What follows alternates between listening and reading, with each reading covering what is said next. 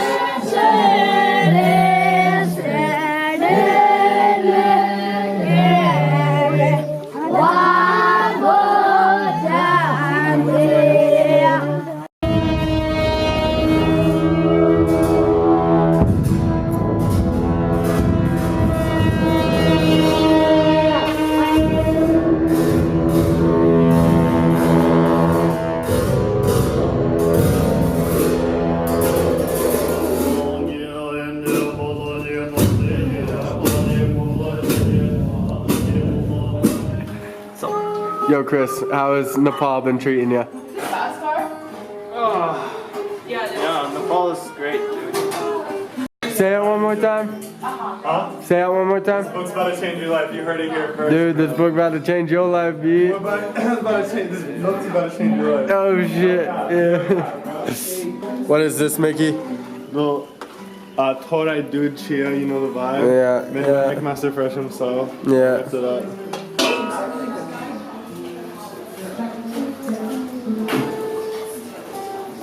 How's your homestay going?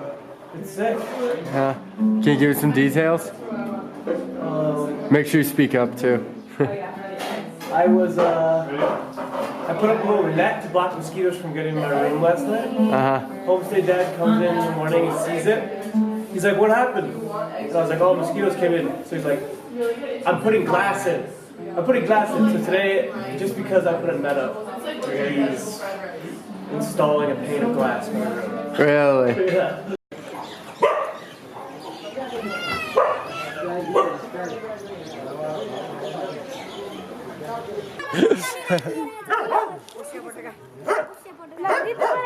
Bua!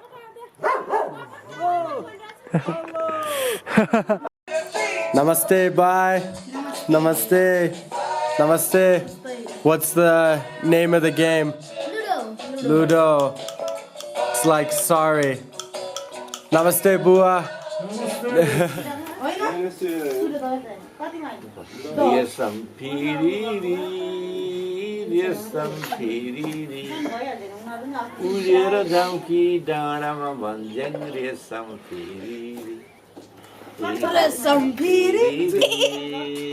Get it?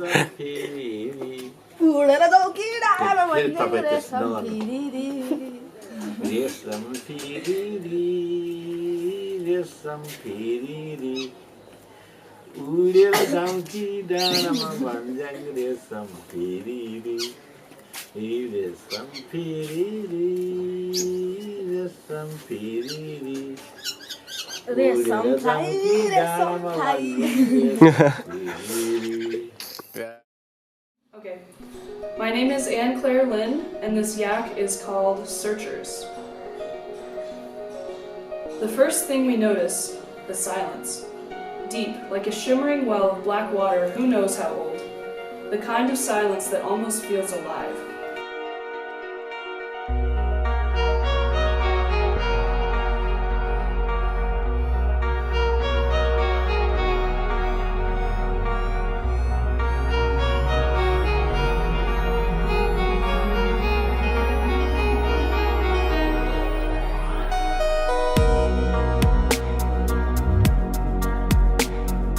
Each whisper it would swallow whole. We sit on cold stone, legs crossed in some attempt at a meditative pose, feet bare against well-worn rock that hasn't touched sunlight for generations. Just us and the crimson-clad monks who led us here, but we are not alone. In the corner of the cave, a figure rests. He too sits in a cross-legged pose. However, there is something different about him. His eyes, instead of darting around the room, are open and peaceful. His hands lie contentedly in his lap. The only garment on his gold-painted, dust-covered body is a white scarf, a kata, draped around his neck. Indeed, we have not chanced upon just any cave. Long ago, a great guru named Padmasambhava single-handedly brought Buddhism to Tibet. It is said that he spent time meditating in the high mountains of Nepal, and that long ago he sat where the five of us are now sitting. Long ago, he rested in this very silence that now encircles us like a blanket. My gaze returns to the eyes of Guru Padmasambhava, and I ponder all of the people who have sat in this very cave, searching for something. Who were they? Travelers like us? Monks? Villagers? Who was it who carved this statue, who believed so earnestly in the Guru's teachings? Surely they are all dead now, just dust in the ferocious alpine wind. What about them? Did they ever find what they were looking for? We are all searchers, the eyes of Padmasambhava seem to say. We are all searchers. Though we seek in myriad different ways, in monasteries or yoga studios, while hiking or driving under the stars, through booze or drugs, Nepali music or Kendrick Lamar, the merchant streets of Pokhara or the alien stars of Na, the glow of a touchscreen in your hand or the dim shine of the statue of Padmasambhava, we are all searching for something. I look around at my friends and instructor sitting next to me in the darkness of the cave. Just like those who made the statue, we too will become dust. What about us? We seek, but will we ever find what we're searching for? Yes, we will. No, we won't. Padmasambhava's eyes tell me it doesn't matter. We are all searchers together. As Holocaust survivor Elie Wiesel once said, questions unite people, answers divide them. Perhaps the question is the entire point. Perhaps we were never supposed to find? The meditation bell rings. I open my eyes. Can you say namaste to the camera? Namaste.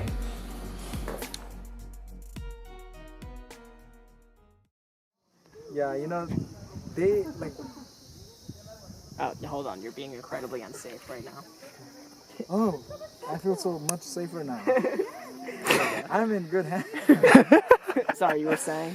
Sorry. You're being a little bit unsafe right now. Okay. I feel much safer now.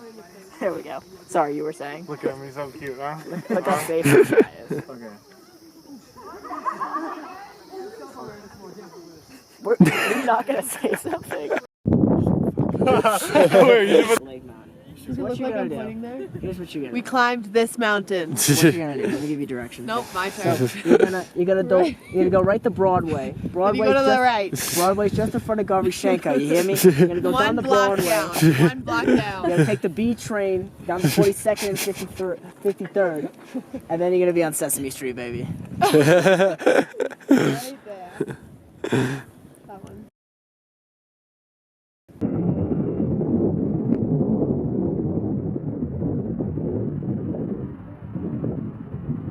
Is it a duck or a chicken? I don't know.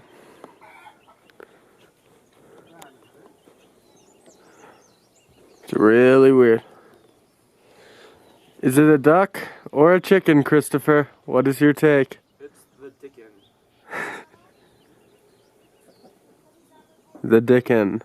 Yeah! Yeah!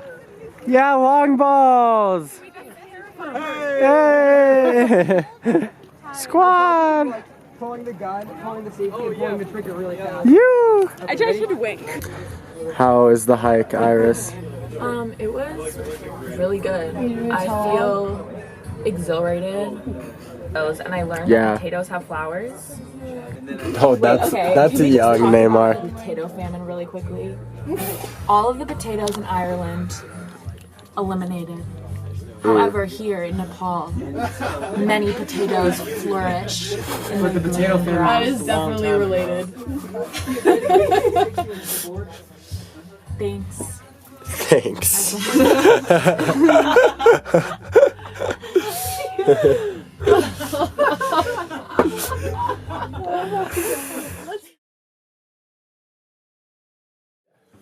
Hi, my name is Mickey, and this is something I wrote called Boundless Night. It begins with a quote. So, everything that you do is like this. It is just a small, brief happening. So, to surrender is to break this cycle of little happenings and to fall back into the vastness, into the boundlessness of what life is. It's not something that you do with this person or that person. It is something that you become. It's a quality. Sadhguru Jaggi Vasudev.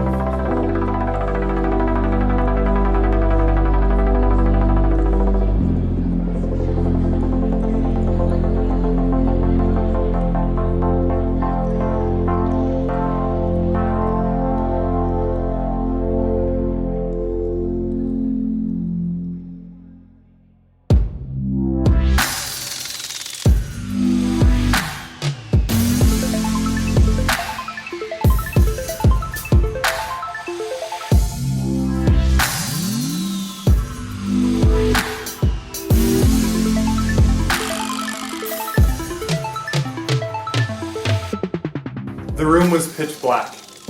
Not even a single bit of light found its way through the cracks in the wooden walls which surrounded my straw mat bed. Scurrying to find my headlamp, I made my way into the Nepali night in an attempt to find the charpi. After climbing down a wooden ladder and trying not to hit my head against a wonderfully low door frame, a breathtaking scene revealed itself to me. Scattered against a distant mountainside were glimmering lights of village houses, looking almost like a stellar constellation had descended into the hills. A warm, firm breeze tossed the leaves of banana trees and millet stalks, and the crescent moon illuminated the tops of 3 colossal Himalaya mountains. At that moment, I could not bring myself to do anything but stare in awe at this sight. Just looking at this stirred something within me. Something deep. It made real so much of what I had been thinking and reading about for the past few months. I felt this time as more than just an idea, that we, as humans, can only surrender to the power of nature, of life. We are just these small beings walking on this planet, struggling avidly to piece together a picture of this life, trying to make some sense of its immensity. But when you are confronted with nature in its most extreme forms all at once, it becomes clear that all you can do is throw your hands up, fall to your knees, let it seep into your being. Nepal makes it clear to you that life is grand beyond anything you can imagine. It puts you in your place, but reminds you that you are not separate from it. If you allow it to, this place will teach you every lesson that there is to teach. It will reveal to you all that there is to be revealed. Thanks, Mac. Yeah. Can you give a namaste to the camera? Namaste. Dope. Oh, Like, do people there must live be in this at least town? one monk, I guess. There's a monk that comes around and does things. I am pretty sure that this is the ethnically Sherpa people. So I think Chetan might have a little word to share with everyone about a typical Sherpa village. But I wish I did. Oh, you got a lot of like little briars on you. What is it? The little briars, like. No, I don't know what that Oh, I think it's a good. Oh.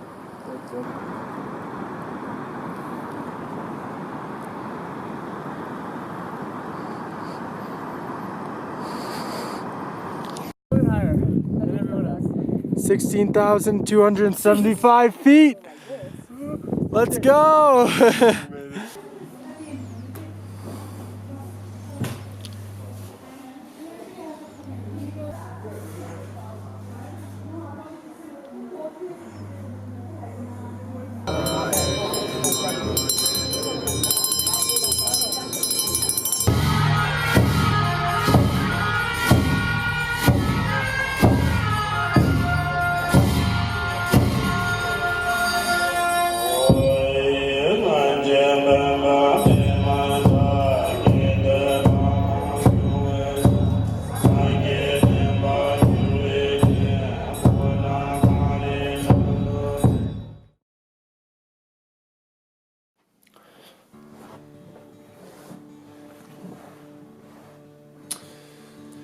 Hello, my name is Shane, and this is a reflection I wrote about the trip.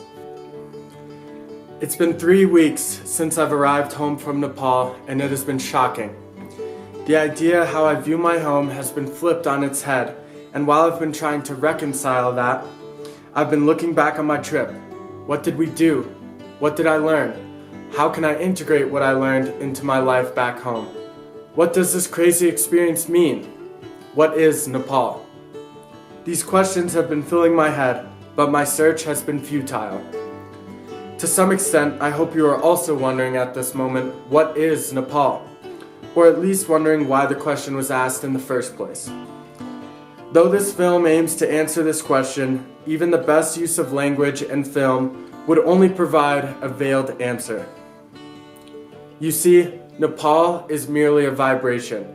A sound that just reverberated off your eardrum that generated some sort of perception of what that sound means to you. The word Nepal, or any language used to describe it, is completely missing the point of what it actually is. For example, if you take a glance at your hand right now, is there an objective point at where it becomes your arm? You can pick a spot based on the creases of your wrist, or maybe go further. We could study it like a scientist and come to a seemingly certain conclusion at where to discriminate between hand and arm. But through the process of describing our hand using language, we fail to recognize the hand for what it is. A hand is how it is seen, felt, heard, and maybe even tasted and smelled in the present moment of your current experience. An in-depth analysis of Nepal and what happened on the trip could never successfully depict the full story, because the entire story of anything can only be understood at this moment. Film is a convention similar to language. It provides, with much greater clarity, a representation of past events, but fails to capture any moment in its entirety. A video is simply a camera lens opening for a certain amount of time and capturing a tiny portion of what that moment was. Cameras lack the depth and quality that our eyes and ears provide, while leaving out the rest of our sensory experience. Once it is realized that no camera can fully capture a moment, and that the film you are watching right now is a collection of tiny LED lights giving an impression of reality, it is clear that this entire film is nothing but a mirage. So what is Nepal? It is a sound that represents an ineffable beauty, a beauty that is inexpressible by any language or video taken of it. The question misses the point. An answer most certainly will as well. The only point there is to anything is what there is right now. Namaste.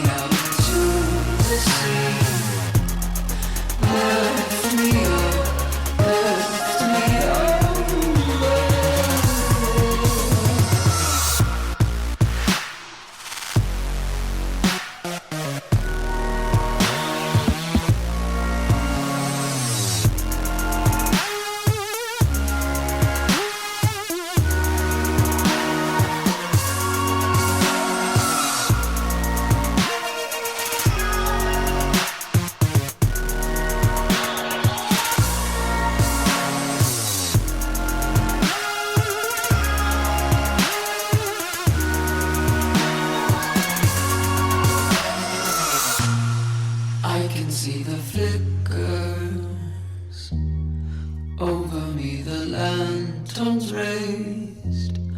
Lift me up, lift me up.